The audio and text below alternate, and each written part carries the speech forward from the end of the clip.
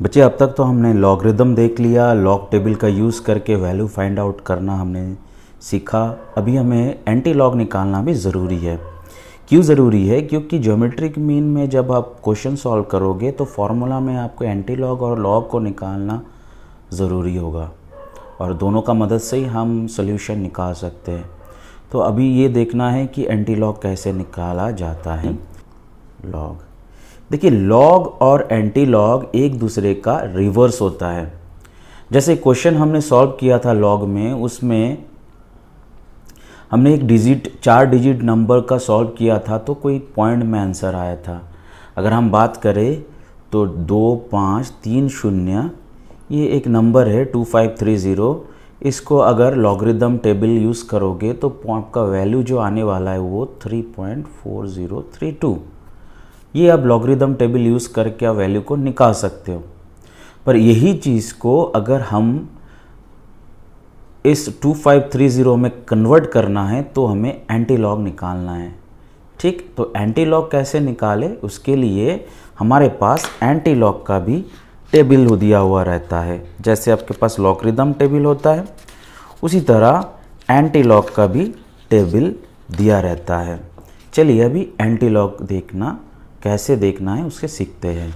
देखिए बच्चे, एक बात आप हमेशा ध्यान से सुने होंगे, ऑब्जर्व किए होंगे कि जो लॉगरिदम टेबल यूज़ करने के बाद जो वैल्यू आता है वो हमेशा समथिंग पॉइंट के बाद समथिंग नंबर आता है।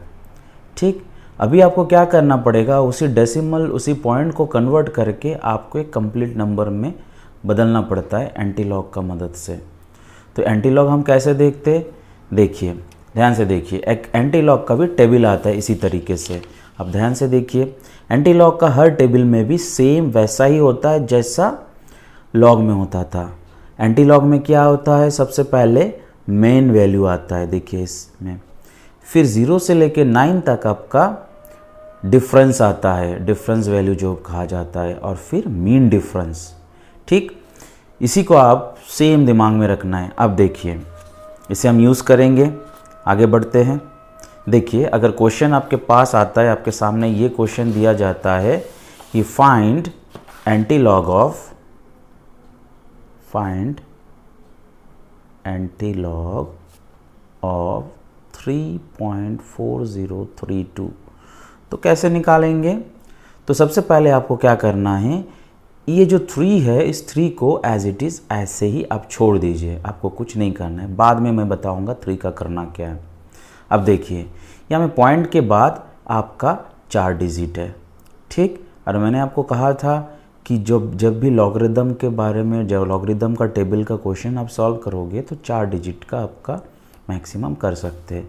तो उसी तरीके से यहाँ में देखिए, इसे अभी हम वैसा ही लिखेंगे जैसे लॉगरिदम में लिखे थे। चलिए कैसे लिखते, 0.40, 3 को हम डिफरेंस में रखेंगे, 2 को हम मीन डिफरेंस में रखेंगे।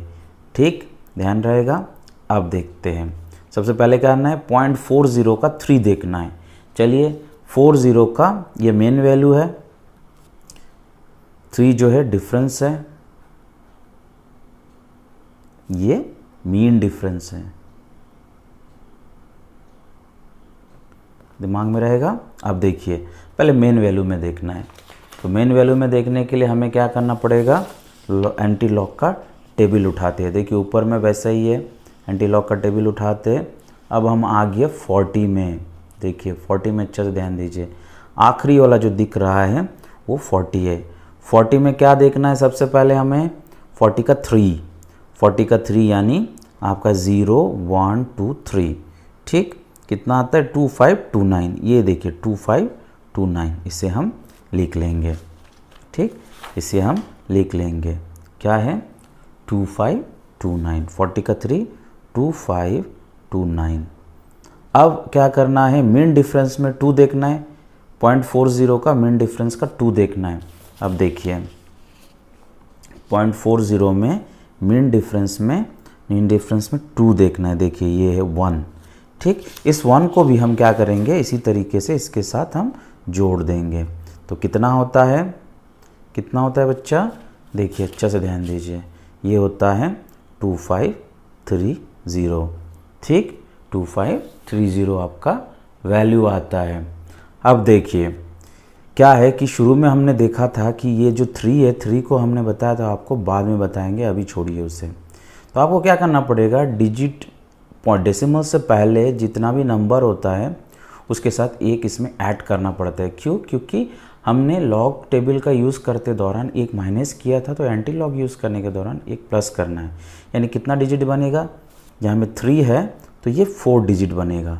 पर 4 डिजिट को हमको कहीं लिखना नहीं है बच्चा, हमें क्या करना पड़ेगा, लेफ़्ट टू राइट में हमें 4 डिजिट के बाद एक डेसिमल डालना है। क्योंकि यहाँ में 3 + 1 4 बनता है, 3 + 1 4 बनता है। तो हमें क्या करना, देखिए 3 + 1 4 बनता है, तो हमें क्या करना है, सिंपली ये 4 के बाद एक पॉइंट डालना है। देखिए यहाँ पे, यहाँ से स्टार्ट करेंगे 1 2 3 4, यानी ठीक है, तो यहाँ में एक पॉइंट डाल देना। तो इसी तरीके से आप एंटी लॉग निकाल सकते हैं। उम्मीद है आपको समझ में आया। लॉग और एंटी लॉग का टेबल देखना। अगर अभी भी आपको किसी भी तरह का डाउट है, आप प्लीज़ हमसे संपर्क कीजिए। अगर आपको लगता है कि आप HOD सर से बात करना चाहिए तो डेफिनेटली आप HOD सर से भी बात कर सकते हैं। आप HOD सर से भी अपना डाउट पूछ सकते हैं, क्योंकि सर हमेशा हमारा डाउट क्लियर करने के लिए हमेशा हर वक्त तैयार रहते हैं। तो चलते हैं, अगला टॉपिक हम ज्योमेट्रिक मीन से रिलेटेड कुछ क्वेश्चन सॉल्व करेंगे। क्योंकि बच्चा अभी आप लोगों को ये समझ आ गया कैसे लॉग और एंटी लॉग का टेबल देखा जाता है, तो अभी क्या करेंगे हम लोग, सिंपली क्वेश्चन सॉल्व कर सकते हैं। और देखिए क्वेश्चंस को हम इजीली सॉल्व कर पाएंगे। अब चलिए क्वेश्चन सॉल्व करते हैं कुछ।